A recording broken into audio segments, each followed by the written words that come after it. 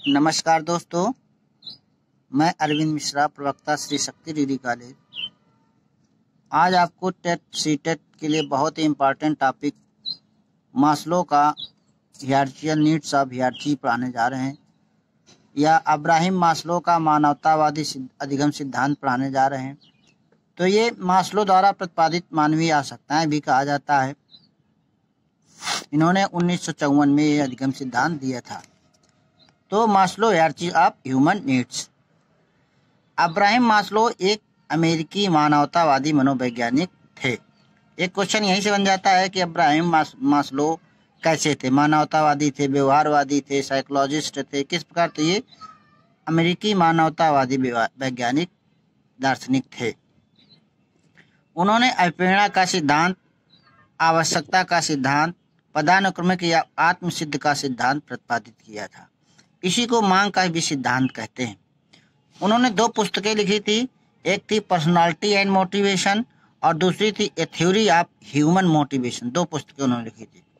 Maslow के अनुसार कहा था कि आवश्यकताएं एक क्रम में स्थित होती हैं। जब एक आवश्यकता की पूर्ति होती है तब उससे उच्च क्रम की आवश्यकता का उदय होता है, अर्थात जो नीचे की आवश्यकता की पूर्ति हो जाती है तभी आगे की आवश्यकताओं की अनुभव होती है। तो उन्होंने कहा था कि मानव जीवन का उद्देश्य आत्म वास्तवीकरण या सेल्फ एक्चुअलाइजेशन है। कभी कभी कोटेशन पूछ लिया जाता है कि ये किसने कहा था, तो कोटेशन भी आप लोग याद रखिए। अब आपको हम मास्लो का जो हियरार्ची था वो दिखा रहे हैं, उसको ध्यान से देखिए और किताब में जरूर बना लीजिए। देखिए, अब्राहिम मास्लो ने 5 प्रकार की मनुष्य की आवश्यकताएं बताई थी। पहली उन्होंने शारीरिक आवश्यकता बताई थी और दूसरी सुरक्षा आवश्यकता बताई थी। तो ये दोनों आवश्यकताएं सबसे निचले स्तर की, मतलब इनकी आवश्यकता मनुष्य की प्राथमिक नीड्स है। अगर ये नहीं पूरी होंगी तो आगे की आवश्यकता की कोई आवश्यकता ही नहीं है। तीसरी थी सामाजिक अवस्था, चौथा थी सम्मान और 5वीं थी आत्मसिद्धि। तो ये जो ऊपर के 3 हैं ये उच्च स्तर की आवश्यकता है। तो ये उनका नीड्स था, ये उनका हियरार्चिकल था। डीएलएड में भी आता है और सीटेट में आता है। अब इसको हम बारी बारी से क्रमशः अध्ययन करेंगे। सबसे पहली आती है शारीरिक आवश्यकता। इसी को आधारभूत आवश्यकता भी कहते हैं, बेसिक आवश्यकता कहते हैं, फिजियोलॉजिकल नीड्स कहते हैं, सर्वाइवल नीड्स कहते हैं। मतलब जीने के लिए जो चीज पहली आवश्यकता है वो जीने के लिए चाहिए। जैसे व्यक्ति की मूलभूत एवं सबसे महत्वपूर्ण ये होती है, जैसे आप रोटी, कपड़ा और मकान आपने सुना होगा। अर्थात हमें जीने के लिए भोजन चाहिए, पानी चाहिए, आराम चाहिए, यौन संबंधी आवश्यकताएं चाहिए, है ना, मल मूत्र त्याग चाहिए। तो इनके बगैर, ऐसी आवश्यकता जिनके बगैर हम जिंदा ना रह सकें, वो मूलभूत आवश्यकताएं कहलाती हैं। व्यक्ति इन आवश्यकताओं की पूर्ति के लिए कभी कभी पूरी जिंदगी व्यतीत कर देता है। इन आवश्यकता की पूर्ति के बिना ऊपर की आवश्यकताएं की सोच भी नहीं सकता। इनको पूर्ति के लिए वो पूरा प्रयास करता है। शारीरिक आवश्यकता व्यक्ति के लिए इतनी प्रबल होती हैं कि इनके कारण कभी कभी सामाजिक मूल्यों एवं मानकों की अवहेलना कर देता है। जैसे इस समय आप देख लें, कोरोना में लोग ट्रेनों से सफर कर रहे हैं तो उन्हें खाना पानी नहीं मिल रहा है, तो वो लूट रहे हैं, पानी लूट रहे हैं, खाना लूट रहे हैं, बेचारे। तो बेसिक नीड्स है भोजन।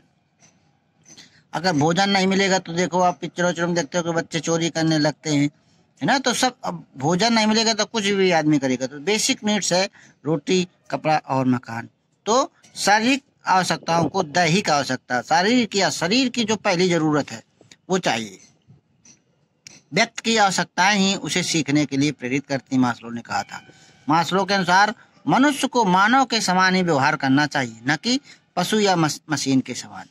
ये सबसे निम्न स्तर की और प्रथम आवश्यकता है। इसके लिए मनुष्य कुछ भी करेगा, अतः सबसे पहले शारीरिक संतुष्टि ही प्रमुख है। अब इसका अपवाद है, जैसे साधु संत। साधु संत शरीर की आवश्यकता की नहीं महसूस करते। शरीर उनका चाहे जल जाए, तप जाए, है ना, वो भजन में लगे रहते हैं ना। तो ये अपवाद है। दूसरी आवश्यकता है सुरक्षा की आवश्यकता, सेफ्टी नीड्स। तो इसमें क्या है, शारीरिक आवश्यकता की पूर्ति के बाद व्यक्ति सुरक्षा की आवश्यकता की ओर बढ़ता है। इन आवश्यकताओं के अंतर्गत शारीरिक सुरक्षा, जीवन की स्थिरता, निर्भरता, बचाव, भय, चिंता आदि आती है। व्यक्ति के लिए क्या साधन सामग्री हो सकती हैं उसका ज्ञान प्राप्त करता है और इन्हें जुटाने के लिए हर संभव प्रयास करता है। जैसे जीवन बीमा लेकर अपनी सुरक्षा करता है, मकान बनवा कर करता है, जमीन खरीदारी करता है ना, अपने लिए जो भी सुरक्षा की व्यवस्था है वो करता है, एफडी कराता है, तो सुरक्षा की संतुष्टि करता है। घर परिवार की सुरक्षा, देश राष्ट्र के प्रति सुरक्षा के लिए हमेशा तैयार रहता है। तीसरी आवश्यकता थी सामाजिक आवश्यकता। इसी को स्नेह आवश्यकता, अपनत्व, प्यार, संबद्धता, लव एंड बिलोंगिंगनेस। इसमें व्यक्ति को परिवार एवं समाज में प्रतिष्ठा एवं सम्मान प्राप्त करने के लिए प्रेरित करता है। वो सम्मान में चाहता है, सम्मान समाज में जो है प्रतिष्ठा चाहता है।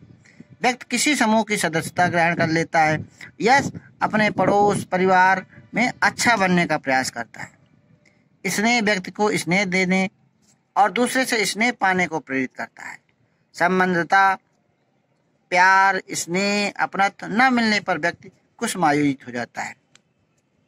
सभी व्यक्ति प्रेम पाने की इच्छा रखते हैं। यदि किसी को बचपन में जैसे माता पिता या बड़ों का प्यार नहीं मिलता है तो जीवन भर प्रेम की कमी अनुभव करते रहते हैं। और प्रेम का मतलब है स्नेह है, लव मतलब अपनत्व, और प्रेम का मतलब यहाँ सेक्स से नहीं है ना। प्रेम यहाँ पर संवेग से मतलब प्रेम यहाँ के संवेगात्मक पक्ष है, और जो सेक्स की यौन की बात की वो शारीरिक आवश्यकता के अंतर्गत आता है, ध्यान रखिएगा। चौथी आवश्यकता आती है सम्मान की आवश्यकता, स्टीम नीड्स, आदर, दिखावा। तो प्रथम तीन प्रकार की आवश्यकताओं की पूर्ति हो जाने पर व्यक्ति को सम्मान की आवश्यकता प्रेरित करती है, जिसके कारण वो ऐसे कार्य करता है जिससे उसका आत्मसम्मान बढ़े तथा समाज में उसकी प्रतिष्ठा बढ़े। जैसे दान पुण्य करना, भंडारा करना, भागवत कथा करना, है ना, लोगों के लिए कुछ करना, ये सब सम्मान की आवश्यकता की पूर्ति के फलस्वरूप व्यक्ति में आत्मविश्वास और शक्ति की अनुभूति प्राप्त करता है। वो अपने को योग्य एवं उपयोगी एवं आवश्यक समझने लगता है। इस आवश्यकता की पूर्ति न होने पर व्यक्ति अपने को निम्न, कमजोर और असहाय अनुभव करता है। इसके बाद आती है पांचवी आवश्यकता, जिसे आत्मसिद्धि आवश्यकता, आत्म वास्तविकरण आवश्यकता या स्वयं यथार्थीकरण आवश्यकता। तीनों की अंग्रेजी है सेल्फ एक्चुअलाइजेशन, याद रखना। अंग्रेजी आप लोग जरूर एक बार ध्यान दीजिएगा पेपर में, कभी कभी कंफ्यूजन हो जाता है। तो आत्मसिद्ध अवस्था व्यक्ति के लिए अंतिम एवं सर्वोच्च अभिप्रेत सबसे बड़ी आवश्यकता है आत्मसिद्धि।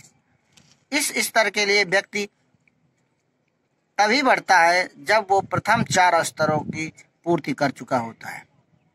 इसका मतलब ये है कि जहाँ व्यक्ति अपनी सभी योग्यताओं एवं अंतः क्षमताओं से पूर्णतया अवगत होता है और उसके अनुरूप अपने आप को विकसित करने की इच्छा रखता है। ये आवश्यकता व्यक्ति की आंतरिक सृजनात्मक क्षमता को जागृत करती है। तो ये पांच आवश्यकताएं थी। पहले मास्लो ने 5 आवश्यकताओं का वर्णन किया था, तो 5 ही आवश्यकताएं पढ़ाई जाती है, लेकिन मास्लो ने 5 प्रकार की आवश्यकता जोड़ी थी, लेकिन बाद में 2 और आवश्यकताएं जोड़कर 7 प्रकार की आवश्यकताओं का प्रतिपादन किया है। तो छठवीं है ज्ञान और समझ, अर्थात जब इतनी पूरी व्यक्ति में ज्ञान बुद्धि का उदय होता है और वो अन्य चीजों में दिमाग लगाता है। और 7वीं आवश्यकता है सौंदर्य की आवश्यकता। सौंदर्य मतलब यहाँ पर क्रिएटिविटी से है, संगीत, रचनाकार, ये सब। तो इस प्रकार से अब्राहम मास्लो की ये 5 प्रकार की हायरार्की थी। अब एक ट्रिक्स है, आप लोग ध्यान से देखिएगा, है कि सासु समाज में चाहे सम्मान सिद्ध। याद कर लीजिएगा, सीरियल पूछ लेते हैं, प्रथम आवश्यकता, द्वितीय आवश्यकता, तृतीय आवश्यकता, ये जरूर पूछ लेते हैं। मास्लो ने कौन सा से ध्यान दिया था, तो ये पूछ लेते हैं टेट में, सीटेट में। तो सा से शारीरिक, सु से सुरक्षा, समाज से सामाजिक, और सम्मान से सम्मान की आवश्यकता, और सिद्ध से सिद्धि करती। ये 5 क्रम है, आप लोग उनको याद कर लीजिए, पढ़िए, सुनिए और लिखिए और बताइएगा कि चौथी आवश्यकता कौन सी आवश्यकता है, और हमारे कमेंट्स बॉक्स पे इसको दीजिएगा। बहुत बहुत धन्यवाद।